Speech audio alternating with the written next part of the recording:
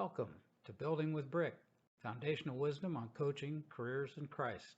This leadership podcast was spawned by Coach Brickner's book, So You Want to Be a Coach, which is the story of a corporate executive who made a drastic career change and became a head men's basketball coach. Dr. Brickner's book is available in paperback, ebook, and audiobook on Amazon.com, or go to his website, www.drjoebrickner.com. That's drjoe brickner.com. Now, here's this week's podcast.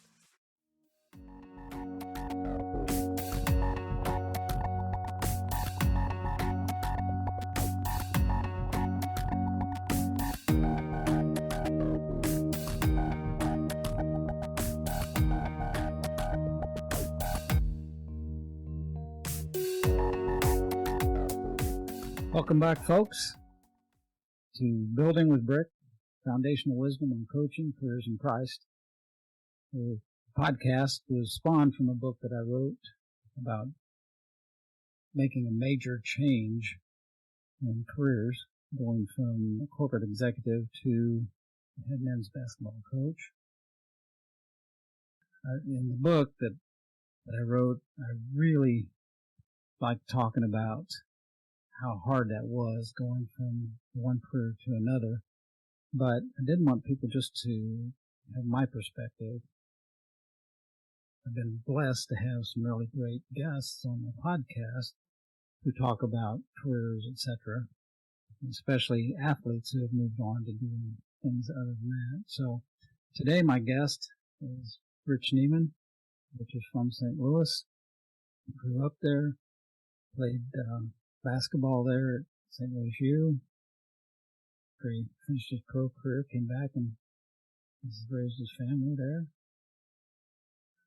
Rich, I'm really interested in knowing, because you played high school basketball, you played college basketball, you played professional basketball in the ABA and the NBA.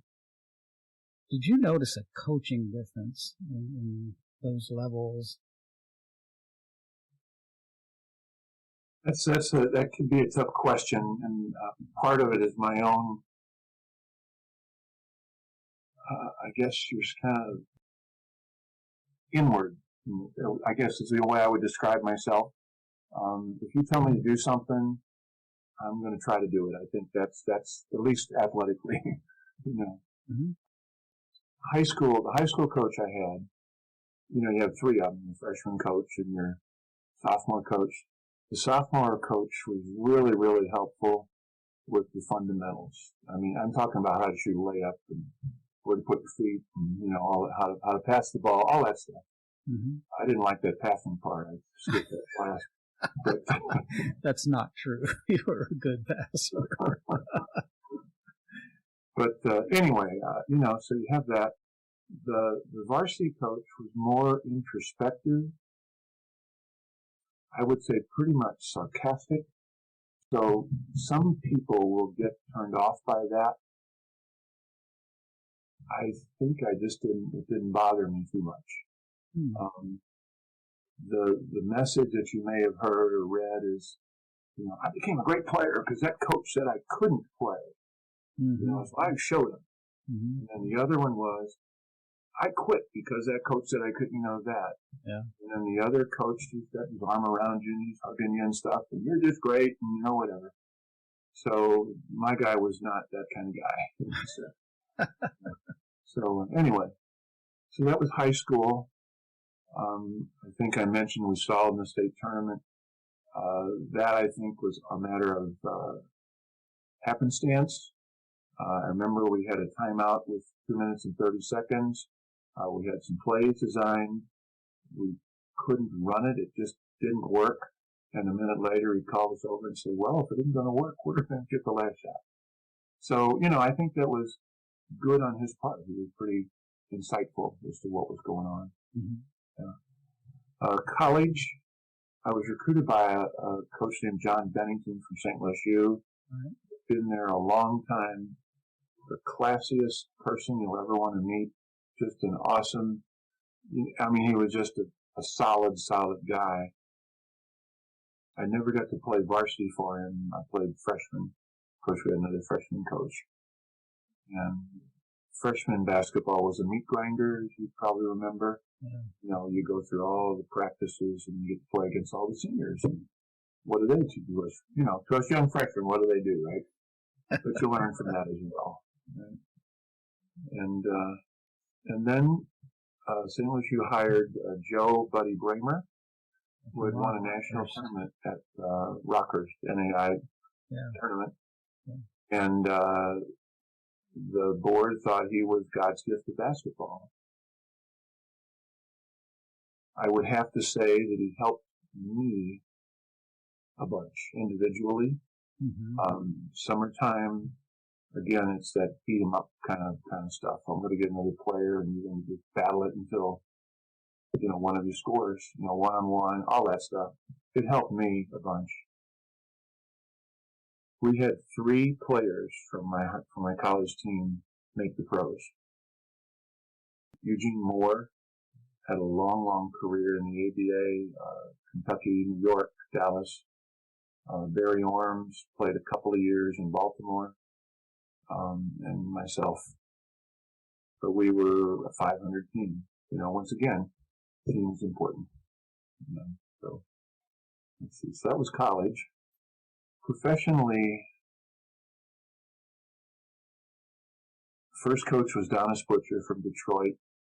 He was relieved in about January.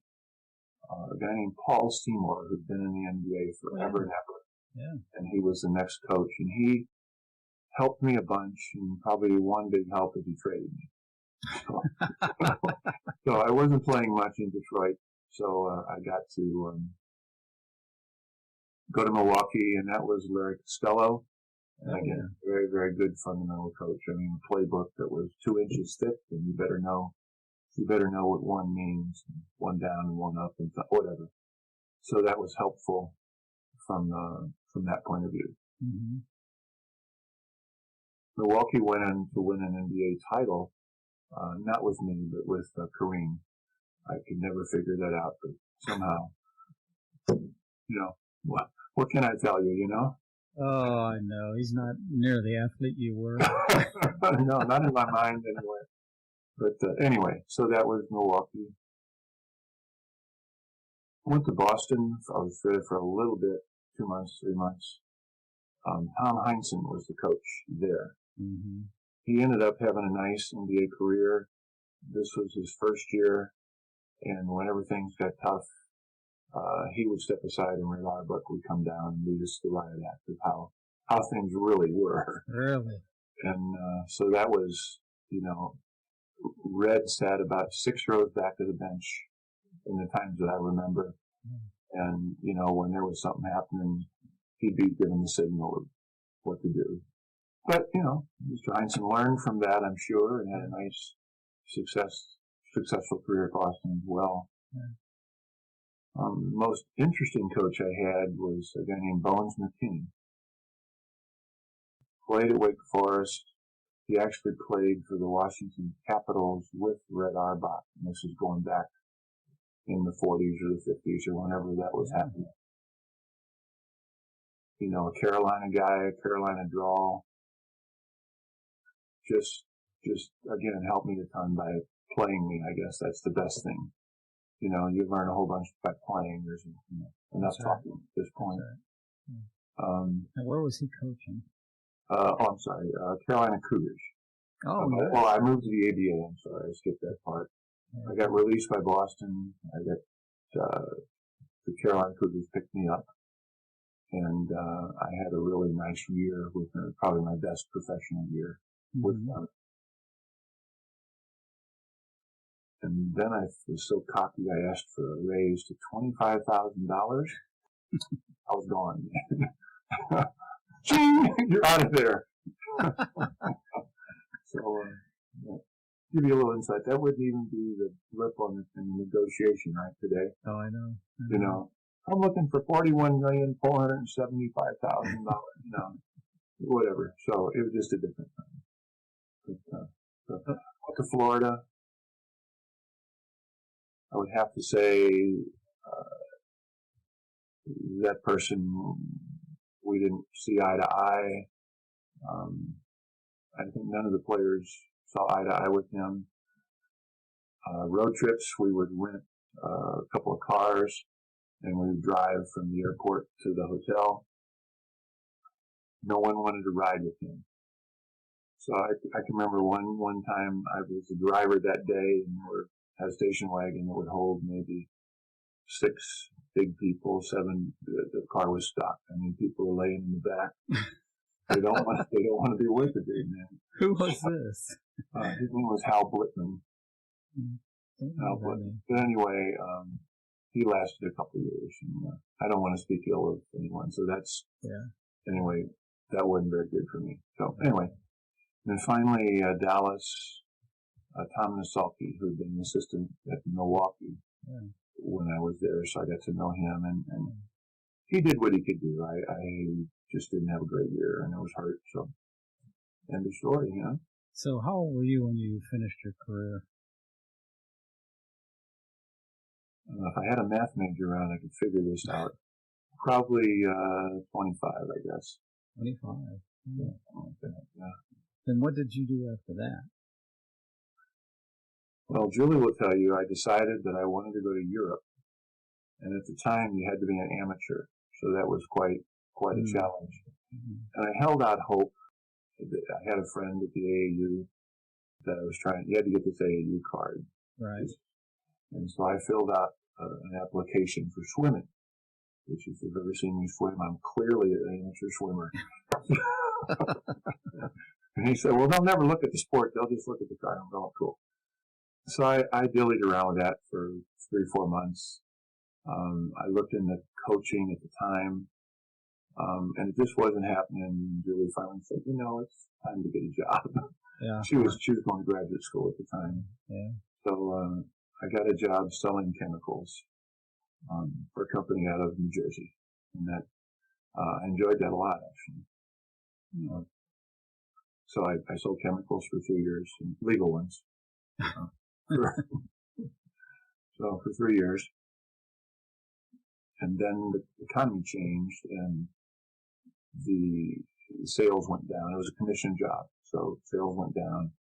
And Pat Brooks, another one of our teammates, was working for a steel company, and I got a job selling steel pipe and tubing on the phone. Just never met the customers, and whatever. So that was good. Julie finished her degree, got a job, and then I went back to school and started teaching. Okay. And I had a pretty checkered past, man. Well, I'm trying to think how old you were when we teamed up. We won that national championship, the AAU national championship. 76. I was born in 46, so let's see. I see, we're 30 years old. 30 years old, right? Yeah. Yeah. That's that math major coming through, man. You did learn something in college. I got a calculator right here. I just did it real quickly. But tell me, of all those coaches and everything, are there any life lessons that you learned from some of those coaches? Well, each one of them has something they can give you or try to teach you. And I guess the life lesson is try to follow what they're after. Learn the offense, play the defense, all the stay out of trouble stuff that we all know and love about. And so I think each one of them was a guide in that way. And so you learn both ways. You learn what you like, what you would like to do as a person, and what you maybe don't want to do as a person. The life lessons I would have to say that were most impactful to me was a guy named Dave DeBuscher. He was, had a very successful NBA career. Ended up being the president, I believe, of the ABA, perhaps. I'm not sure. I think he did that. General manager, no, president, I think, of the ABA. Anyway, so we're in training camp in Detroit. That's right. DeBuscher was in Detroit before he went to New York. Right. Yeah. And he was hurt, so he wasn't able to go through practice. he would literally scoot on the floor using his hips and his legs and his arms as a strengthening. I don't remember what his injury was, but he couldn't run. So he did everything he could think to do to make himself strong, to keep himself strong. Anyway, to watch the drive that he had was impressive. And then the next thing he told me was, he said, this shot isn't going to work in the NBA, it's too slow. I had this nice sweeping lazy hook shot. He said, not going to work. So he helped me speed that up to be as effective as I could be in that area. So Dave DeBusschere made a huge impact, whether he knows it or not, on me. My first impression in Detroit, you go and you're in a hotel and it's the night before rookie camp and you're all scared, at least I was. And you're sitting in your hotel room by yourself and you knock on the door and it's a guy named Dave Bing. Oh, he had been an all-star. Yeah. He was on the all-star team the year before. Yeah. He and another player named Sonny Dove showed up and they took all of the rookies out for a drink. And it brings it back down to real people. They were kind enough to spend their Sunday night or whatever night it was entertaining 10 rookies. We went to a black jazz bar and there you were. It was just really cool. So I remember him fondly for that reason. Now, isn't it interesting how times have changed? Because now they go out, or at least I've read a few stories about this, where they go out and they go to these very expensive places and order most expensive things, and then they force the rookies to pay for that. Okay. And you go, are you kidding me? Yeah. I don't remember any hazing anywhere along the line from my time. Mm-hmm. And there's one other gentleman I would remiss, so I left out, and his name was Wayne Embry. Oh yeah, another great player. Cincinnati Royals. Right. Yeah. He when the league expanded and Milwaukee picked a team, Wayne Embry was going to be their center. And he got hurt. That's how I got traded. So I knew him in Milwaukee. And then coincidentally, he was involved in operations at Boston. And so after I got released from Milwaukee, I'm pretty sure he was instrumental in getting me picked up by Boston. They had another injury. It's all based on injury. Who got hurt? Here's our team. Whoops, this guy's off the list, wherever. So Wayne, I can't remember the circumstances. I can remember being in some rec gym, which were nothing like the rec gyms people know today. I'm talking about dark and weird neighborhood and people running all over the place. And I was just practicing whatever I was trying to practice. And he happened to be there, and he was kind enough to help me with some things. So you have your coaches, but you also have players who thought enough about the team and me to step aside and say, hey, let me see if I can't show you something. So those are my three. That's great. The guys that you talked about were just excellent basketball players to begin with. Mm-hmm. And to think, they all had really, really good careers, and they played on successful teams. And you can kind of tell why, if that's the type of attitude that they had. Because, I'm going to take you under my wing, I'm going to help you get better. You can't ask for better teammates than that. You cannot. I really, the year that DeBusschere was in Detroit, they traded him in, I believe, January, maybe earlier, to the New York Knicks. And that's the team that won the championship that year. That's the Willis Reed limping on the court, all that stuff. DeBusschere and one other player were traded from Detroit. We got Walt Bellamy and a guy named Howard Komives, who were fine players. And there's no personality issue or anything, but DeBusschere just fit in with the Knicks unbelievably. He was one forward and Bradley was at the other forward. Right, exactly. Yeah. And another one of those guys that played together. Yes. Nobody was going to complain if the Busher got 20 and Bradley got 5. There was not going to be a big fight in the locker room over, throw me the ball or any of that stuff. Mm. It was pretty cool. Your experience of being on so many different types of teams, who do you think was the best player you played with? You! You throw me the ball all the time. Well, I'm not stupid.